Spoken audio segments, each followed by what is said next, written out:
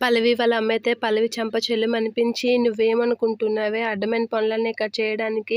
అసలేమనుకుంటున్నావు? ఇది నీ పుట్టిల్లు అనుకుంటున్నావా ఏంటి? అత్తారిల్లు. ఎప్పుడైనా ఆడపిల్లకి మెడలో తాళి పడాక అత్తారిల్లే అని నువ్వు పుట్టినింటికి వచ్చేస్తానంటావేంటి?" అని చెప్పి అంటూ ఉంటుంది. "అదేంటి మమ్ ఎప్పుడు నన్నే ఇచ్చేస్తావు? నువ్వు అసలేం అర్థం చేసుకోవడం లేదు" అనైతే అంటూ ఉంటుంది. "అయినా నేను ఇంటికి పగ తీర్చుకోవడానికి వచ్చాను.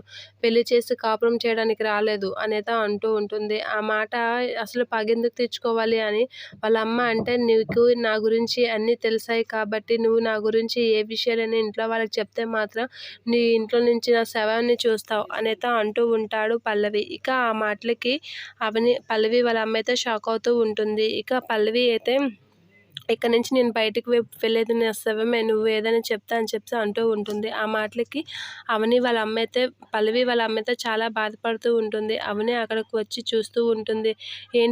ఏమైంది పిన్ని గారు అనైతే అంటూ ఉంటుంది. ఇక అవని అయితే, "ఏమైంది పిన్ని గారు అని అనేసరికి, నాకు ఇదంతా తెలుసు పిన్ని గారు, అయినా మీరు పల్లవిని మార్చడానికి మనము ఒక పని చేద్దామా" అని అంటూ ఉంటుంది. అయితే, "ఇదంతా తెలిసి ఎందుకు పల్లవిని అవని కాముగా ఉన్నావు అని అంటే, ఇంట్లో ఎవరికి చెప్పినా అందరూ ఫీల్ అవుతారు పిన్ని గారు, ఇది ఎవరికి తెలియకుండా మన ఇద్దరం సాల్వ్ చేద్దాం.